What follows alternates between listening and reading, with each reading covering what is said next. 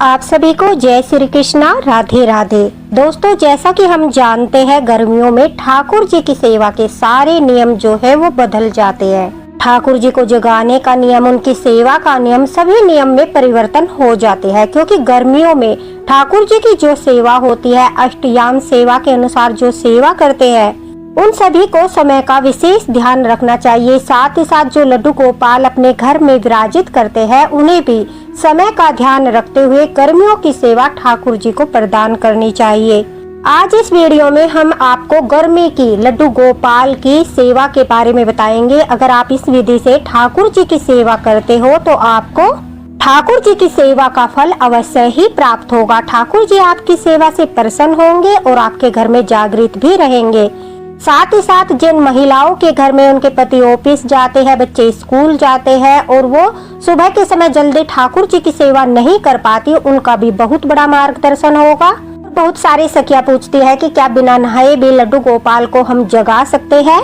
तो काफी सारी क्वेश्चन जो है आपके काफी सखियों ने पूछे हैं, उनका भी आपको जो है उत्तर मिल जाएगा। साथ ही साथ ठाकुर जी की सेवा जो सुबह जल्दी नहीं कर पाते, थोड़ी लेट करते हैं, वो ठाकुर जी की सेवा कैसे करे, सही विधि से ठाकुर जी को कैसे जगाए। ठाकुर जी को जगाते ही बहुत से लोग जो है सीधा स्नान करा देते हैं। क्या ऐसा कराना सही है या फिर इस नियम में भी कोई परिवर्तन होता है? तो चलिए, आप वीडियो में भी देख सकते हो कि किस प्रकार से हमें ठाकुर जी को जगाना चाहिए, कौन सी गलती नहीं करनी चाहिए, किस प्रकार से ठाकुर जी को सुबह की गर्मियों की सेवा हमें प्रदान करनी चाहिए। इस प्रकार से मैं सभी सेवाएं एक एक करके आपके लिए डाल दूंगी, ताकि आप अच्छे से ठाकुर जी की सेवा का फल प्राप्त कर सको। देखिए दोस्तों, सुबह के समय सबसे पहला जो नियम होता है वो होता है भक्त का स्नान करने का।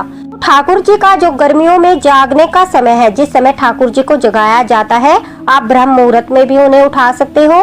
बाल रूप है, अगर आप ब्रह्म मुहूर्त में नहीं उठाना चाहते तो फिर आप ठाकुर जी को 6 बजे से लेकर 8 बजे तक तो अवश्य ही जगाकर उन्हें जो है सेवा प्रदान करें। सबसे पहले जो ठाकुर जी को जल्दी से स्नान नहीं करा पाते, जिन्हें थोड़ी देर हो जाती है, वो स्वयं जल्दी से स्नान कर ले। उसके बाद एक छोटा सा कार्य अवश्य कर दे, और यह विधि अष्टयाम सेवा की भी है। अगर आप अष्टयाम सेवा करना चाहते हो तो आप जो है इसी विधि से ठाकुर जी की अष्टयाम सेवा का जो है सुबह से प्रारंभ कर सकते हो। देखिए, सबसे पहले ठाकुर जी को बड़े ही प्रेम के साथ आपको दुलार करते हुए जगाना है। सीधे ठाकुर जी को आपको नहीं जगाना है।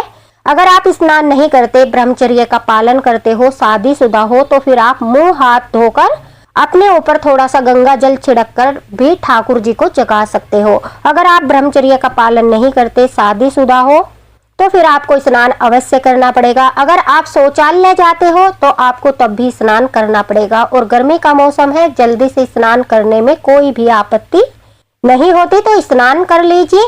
बाद में दोबारा से आपको स्नान करने की आवश्यकता नहीं पड़ेगी। आपको हल्की हल्की ताली बजाकर, जैसा कि आप वीडियो में देख रहे हो, हल्के से ताली बजाकर राधे राधे राधे राधे राधे राधे ठाकुर जी को प्रेम से जगाना है। राधे राधे बोलते हुए ठाकुर जी को आवाज लगानी है, लल्ला उठ जाओ, सवेरा हो गया है, ठाकुर जी उठ जाओ, आपका भक्त आपको सेवा देने आया है, मेरी सेवा स्वीकार कीजिए। इस तरह से प्यार भरी बातें करते हुए ठाकुर जी को प्रेम पूर्वक आप जो है दुलार करते हुए उठाइए। आराम से ठाकुर जी को बैठा दीजिए, थोड़ा सा सपोर्ट दे दीजिए ठाकुर जी के हाथ में जिसमें लड्डू है उसके नीचे, ताकि उठते ही हमारे ठाकुर जी को कोई भी परेशानी न हो। उसके बाद देखिए, गर्मियों में सबसे जरूरी क्या होता है, हम ठाकुर जी के पास ठंडे जल से भरकर मिट्टी का घड़ा रखते हैं। उस मिट्टी के घड़े से आपको ठंडा ठंडा जल लेना है। शीतल जल में तुलसी दल डालकर सबसे पहले ठाकुर जी को वो जल पिलाना है। उसके बाद आपको जो है ठाकुर जी को आचमन कराना है। आपको श्रृंगार कुछ नहीं करना है, नहीं स्नान कराना है। सिर्फ एक छोटी सी तुलसी माला धारण करा दीजिए, छोटा सा चंदन का तिलक लगा दीजिए। उसके बाद आपको तुलसी की लकड़ी लेनी है, तुलसी पत्र लेने हैं, थोड़ा सा जल लेना है, जैसा आप वीडियो में देख सकते हो। 3 बार उसे ठाकुर जी के मुख के पास ले जाकर तुलसी की लकड़ी को आपको जो है ठाकुर जी को 3 बार ही जल लेकर आचमन कराना है। जिस जल से आप आचमन कराते हो वो दूसरे बर्तन में डालना है, और जिस पात्र से आप जल लेते हो वो दूसरा पात्र होना चाहिए। इस प्रकार से आचमन कराने के बाद तुलसी की लकड़ी से और साफ शुद्ध जल से, अगर तुलसी की लकड़ी नहीं है तुलसी पत्र से भी आप आचमन करा सकते हो। इस प्रकार आचमन कराने के बाद ठाकुर जी को प्रणाम कीजिए। आचमन कराया हुआ जल आप जो है विसर्जित कर दीजिए किसी भी पौधे में, तुलसी पौधे में भी आप कर सकते हो। फिर आपको क्या करना है, देखिए ठाकुर जी को सबसे पहला भोग देना है। यह भोग देना अत्यंत अनिवार्य होता है। इसके पश्चात आप चाहे स्नान देर से करा लीजिए, चाहे आप स्नान कराने में थोड़ा समय भी लगा दोगे तो ठाकुर जी उससे नाराज नहीं होते, क्योंकि ठाकुर जी भूखे नहीं होते। अष्टयाम सेवा में मंगला आरती के समय भी यह सेवा दी जाती है। अगर आप मंगला आरती करते हो तो छोटा सा दीपक जला लीजिए, वहीं पर ठाकुर जी की मंगला आरती कर दीजिए। ठाकुर जी को ठंडे कच्चे दूध का भोग लगाया जाता है। देखिए सर्दियों में गुनगुने दूध का भोग लगाते हैं, लेकिन गर्मियों में हम जो है शीतल पदार्थों का ही भोग लगाते हैं। इसलिए आप कच्चे दूध में तुलसी दल डालकर, या आपने पहले से ही दूध रखा है तो अगर फ्रिज में भी है तो कोई बात नहीं है, फ्रिज से निकाल कर भी आप तुलसी दल डालकर ठाकुर जी को भोग लगा सकते हो, क्योंकि अब गर्मियों का मौसम है तो शीतल भोग ही लगाया जाएगा। इस प्रकार से ठाकुर जी को आप जो है सबसे पहला भोग ड्राई फ्रूट का भोग, पंचमेवा होती है जो, या फिर मिश्री और दूध, केवल तुलसी दल डालकर मिश्री और दूध का भोग लगा दीजिए। इससे क्या होगा, आपको अगर काम करने में देर भी हो जाएगी तो हमारे ठाकुर जी भूखे नहीं रहेंगे, उन्हें पहली सेवा प्रदान हो जाएगी और ठाकुर जी की आप आराम से काम करने के बाद सेवा कर सकते हो। लेकिन याद रखिए आपको ज्यादा लेट नहीं करना है। आप जो है 8 बजे से लेकर 10 बजे तक हर हाल में आपको ठाकुर जी को स्नान सेवा अवश्य ही देनी है, क्योंकि जो अष्टयाम सेवा देते हैं तो 10 बजे के बाद वो गोचरण सेवा देते हैं। अगर आप अष्टयाम सेवा नहीं देते हो तो फिर भी आपको 10 बजे तक हर हाल में ठाकुर जी को स्नान सेवा अवश्य ही देनी है और ठाकुर जी को स्नान के बाद का भोग अवश्य ही लगाना है। जो भी लड्डू गोपाल की सेवा करता है उन सब के लिए यह नियम बहुत ही जरूरी होता है। अगर आप पहला भोग नहीं लगाते, आप सीधे ही ठाकुर जी को स्नान कराते हो तो ऐसा मत करिए। आप पहले स्नान कीजिए स्वयं, उसके बाद ठाकुर जी को जगाइए और ठाकुर जी को स्नान कराने से पहले एक बार आपको दूध का भोग अवश्य ही ठाकुर जी को लगाना है। यह भोग मंगला आरती का भोग भी कहा जाता है और यह ठाकुर जी का पहला भोग होता है जो स्नान से पहले ही उन्हें दिया जाता है।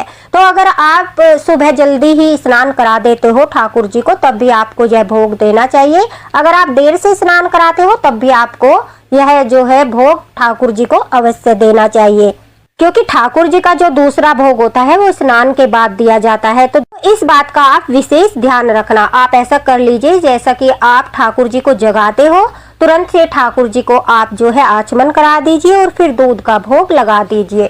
उसके बाद आप अपनी सारी तैयारियां कर लीजिए। अगर आप जल्दी स्नान कराते हो, जैसे कि ठाकुर जी के वस्त्र रख लीजिए, स्नान जल रख लीजिए, सारी अपनी पूजा की तैयारी कर लीजिए। उसके बाद आप ठाकुर जी को स्नान कराइए। तो गर्मियों में आपको यह गलती भूल कर भी नहीं करनी है कि ठाकुर जी को जगाया और सीधे से स्नान करा दिया। स्नान कराने से पहले यह शीतल दूध का भोग, ठंडे दूध का भोग आपको अवश्य ही ठाकुर जी को लगाना है। अगर घर में दूध नहीं है आपके पास उस समय पर ठाकुर जी को जब आप जगाते हो तो आप ठंडा जल, तुलसी दल डालकर जल भी पिला सकते हो और सिर्फ मिश्री का भोग भी लगा सकते हो। लेकिन सभी लड्डू गोपाल भक्तों के घर में यह व्यवस्था होती है कि वो दूध का भोग ठाकुर जी को अवश्य लगाते हैं। उसके बाद देखिए जैसा कि आप वीडियो में देख रहे हो, हम ठाकुर जी के स्नान की तैयारी करते हैं। अगर आपको बच्चों को स्कूल भेजना है उन्हें स्कूल भेज लीजिए, अपने पति को ऑफिस भेजना है उन्हें ऑफिस भेज दीजिए, थोड़ा सा कार्य कर लीजिए। अगर आपने स्नान कर लिया था पहले ही तो दोबारा स्नान करने की कोई आवश्यकता नहीं। आप अपने ऊपर जो है जल छिड़क कर थोड़ा सा मुंह हाथ धोकर दोबारा से आप ठाकुर जी की सेवा में लग सकते हो। आपको दोबारा स्नान करने की आवश्यकता नहीं है। गर्मियों का मौसम है, अगर आपका मन है तो आप दोबारा से स्नान करना चाहते हो तो कर भी सकते हो। लेकिन अगर आप पहली सेवा देने के बाद शौचालय वगैरह जाते हो तो फिर आपको स्नान करना पड़ेगा। 8 बजे से 10 बजे तक ठाकुर जी को स्नान सेवा दी जाती है। जैसा कि आप जानते हो, मैं हर तीज त्योहार पर ठाकुर जी के महाअभिषेक बताती हूँ, उनके महास्नान बताती हूँ। तो रोजाना गर्मियों में ठाकुर जी को अगर आप पॉसिबल है करा सकते हो तो रोजाना पंचामृत से स्नान करा दीजिए, अन्यथा आप जो है जल में तुलसी दल डालकर रोज ठाकुर जी को स्नान कराए। हल्का सा चंदन लगा दे और चंदन लगाने के बाद ठाकुर जी को, जैसा कि आप वीडियो में देख रहे हो, सिंपल जल से स्नान करा दे। उस जल को प्रसाद के रूप में सभी ग्रहण करें, घर वाले भी और आप भी। बाकी का बचा हुआ जल घर में छिड़क दे और फिर बाकी अगर फिर भी जल बच जाए, विग्रह बड़े हैं तो आप विसर्जित कर सकते हो, अन्यथा आप उसे बाद में भी ग्रहण कर सकते हो। तो वो आपके ऊपर निर्भर करता है। कभी भी स्नान जल का निरादर नहीं करना चाहिए और यह स्नान जल आपका जीवन बदल सकता है। मैंने काफी बार आपको इसके बारे में बताया है। देखिए, ठाकुर जी को स्नान कराने के बाद, जैसा कि जिस भी समय आप आराम से पूजा कर सकते हो, थोड़ा कार्य करने के बाद, क्योंकि भोग हमने ठाकुर जी को दे दिया है, आचमन करा दिया है, आराम से ठाकुर जी बैठे हैं, वो भूखे नहीं है। उसके बाद आप स्नान कराने के बाद ठाकुर जी का प्रेम पूर्वक श्रृंगार कीजिए। गर्मियों में ज्यादा हैवी श्रृंगार नहीं किया जाता, हल्की सी माला पहना दीजिए, हल्के कॉटन के कपड़े पहना दीजिए, बहुत ही हल्का श्रृंगार किया जाता है। अगर आप चाहो तो ठाकुर जी के पूरे माथे पर जो है चंदन का लेप लगा सकते हो, उनके पैरों में चंदन का लेप लगा सकते हो, लेकिन गोपी चंदन का तिलक तो अवश्य ही ठाकुर जी को लगाना चाहिए। खस का इत्र आता है जो बहुत ही ठंडा होता है, तो ठाकुर जी को गर्मियों में खस का इत्र लगाया जाता है। वो इत्र लगाकर आप सेवा दीजिए, फिर अपना दीपक जलाकर आप आरती कीजिए। आरती करने के बाद ठाकुर जी के जो आपके सुबह के भोग होते हैं स्नान के बाद, उसमें जो है आपको मक्खन मिश्री का भोग अवश्य ही लगाना है। मक्खन मिश्री का भोग, मीठी दही का भोग, कहते हैं जो भी भक्त स्नान के बाद ठाकुर जी को लगाता है, ठाकुर जी उसकी सेवा से इतने प्रसन्न होते हैं कि उसकी हर मनोकामना पूरी होती है। हमारे ठाकुर जी को जो है मीठी दही और मक्खन बहुत प्रिय है। अगर आपके पास मिठाइयाँ नहीं है, 56 भोग नहीं है, पंचमेवा नहीं है, आपके पास तरह तरह के फल फ्रूट भी नहीं है, सिर्फ आप दही को मिश्री डालकर मीठा कर लीजिए। उस मीठी दही का भोग हमारे ठाकुर जी को स्नान के बाद, आरती के बाद लगा दीजिए और साथ ही साथ मक्खन मिश्री का भोग लगा दीजिए। आपको 56 भोग का पुण्य फल प्राप्त होगा, क्योंकि ये ठाकुर जी की सबसे प्रिय भोग है। देखिए दोस्तों, अगर आपके पास फ्रूट है तो फिर स्नान के बाद हम फ्रूट का भोग भी लगा सकते हैं। मक्खन मिश्री, मीठी दही, दूध, पंचमेवा, मिठाई और फल, ये भोग ठाकुर जी को स्नान के बाद दिए जाते हैं। जो अष्टयाम सेवा करते हैं वो 10 बजे के बाद 12 बजे तक गोचरण सेवा में ठाकुर जी के लिए चने बनाते हैं, गुड़ और चने का भोग लगाते हैं, बाकली बनाकर भोग लगाते हैं, पोहा बनाकर ठाकुर जी को, नमकीन चावल बनाकर, इस तरह के भोग लगाते हैं। हल्का भोग जो गोचरण सेवा कराते हैं, यानी अष्टयाम सेवा कराते हैं। अगर आप नहीं कराते तो फिर 12 बजे के बाद 12 बजे से लेकर 2 बजे तक आप ठाकुर जी को जो है सात्विक भोजन का भोग लगाते हो। एक बात का आपको विशेष ध्यान रखना है, गर्मियों में आपको ठाकुर जी को जो भी भोग लगाना है वो ठंडा भोग लगाना है। गर्म भोजन का भोग गर्मियों में ठाकुर जी को नहीं लगाया जाता। ठंडे जल से स्नान कराया जाता है, ठंडे ठंडे इत्र लगाए जाते हैं, ठंडा ठंडा चंदन लगाया जाता है, हल्की पोशाक पहनाई जाती है, हल्का श्रृंगार किया जाता है, साथ ही साथ शीतलता प्रदान करने वाले फलों का भोग लगाया जाता है, शीतलता प्रदान करने वाले पदार्थों का भोग लगाया जाता है। तो अगर आपके पास समय नहीं है, सुबह पहले ठाकुर जी को आप जो है स्वयं मुंह हाथ धोकर अच्छे से जगा दीजिए, उन्हें दूध का भोग लगाइए और पहले सेवा देने के बाद अपना काम करने के पश्चात आराम से, जब आप पूरी तरह से निश्चिंत हो जाओ, आपका कोई भी कार्य शेष न रहे, नहा धोकर जो है अच्छे से ठाकुर जी को स्नान कराकर अपने नाम जाप कीजिए, जो है ठाकुर जी की चालीसा कीजिए, विष्णु सहस्त्र नाम जाप कीजिए। आप जो भी करना चाहते हो, गीता पढ़ना चाहते हो, जितनी भी पूजा पाठ करना चाहते हो, इस तरह से आप जो है सुबह की पहली सेवा देने के बाद ठाकुर जी की 8 बजे से 10 बजे तक आराम तक आप जो है उन्हें स्नान सेवा देकर अपनी पूजा पाठ कर सकते हो। ये थी ठाकुर जी की गर्मियों की सुबह की सेवा, जो हर भक्त को अवश्य ही करनी चाहिए। साथ ही साथ जिन सखियों की प्रॉब्लम होती है कि वो जल्दी से ठाकुर जी को सेवा नहीं दे सकती, उनके लिए भी यह बहुत बड़ा मार्गदर्शन था कि वो किस प्रकार से ठाकुर जी को दूध का भोग देकर उसके पश्चात आराम से कुछ समय के बाद ठाकुर जी को सेवाएं प्रदान कर सकती है। इस बात का आपको विशेष ध्यान रखना है कि सीधे उठाते ही ठाकुर जी को स्नान न कराए, पहले उन्हें थोड़ा सा आचमन करा दे, थोड़ा सा कुछ खाने पीने का भोग लगा दे, उसके बाद ही ठाकुर जी को स्नान कराया जाता है। देखिए विशेष बात, अगर आप ब्रह्म मुहूर्त में ठाकुर जी को जगाते हो, ब्रह्म मुहूर्त में जगाकर आप ठाकुर जी की मंगला आरती करते हो, उसके बाद जो है आप स्नान सेवा देते हो, तो फिर आपको 10 बजे जिस समय आप गोचरण सेवा देते हो, उसके बाद ठाकुर जी को थोड़ा सा विश्राम कराना अत्यंत अनिवार्य है, क्योंकि ब्रह्म मुहूर्त में आप जगाते हो तो ठाकुर जी को थोड़ा सा आराम दिया जाता है। तो 11 बजे के करीब, 11 बजे से लेकर 12 बजे तक ठाकुर जी की बांसुरी को एक तरफ रख दीजिए और ठाकुर जी का जो थोड़ा सा श्रृंगार है, हैवी आभूषण आपने उन्हें धारण कराई है, पगड़ी लगाई है, उन्हें हेयर विग लगाई है, वो सब जो है उनकी एक तरफ रख दीजिए और थोड़ा सा उन्हें हाथ जोड़कर बोलिए, ठाकुर जी हमने आपको ब्रह्म मुहूर्त में जगाया था, इसलिए आप कुछ समय के लिए विश्राम कर लीजिए, उसके बाद मैं आपको भोजन की सेवा प्रदान करूंगा या करूंगी। इस तरह से हम प्रार्थना करते हैं। तो अगर आप ठाकुर जी को ब्रह्म मुहूर्त में जगाते हो तो दोस्तों अवश्य ही 11 बजे के आसपास ठाकुर जी का सारा श्रृंगार जो है वो हटाकर उन्हें थोड़ी देर के लिए आराम अवश्य कराएं।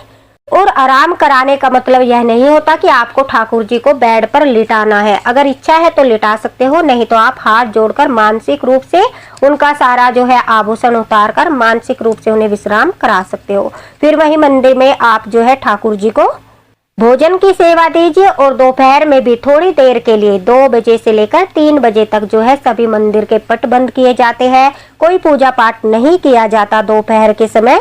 तो 2 बजे से लेकर 3-4 बजे तक भी ठाकुर जी विश्राम ही करते हैं।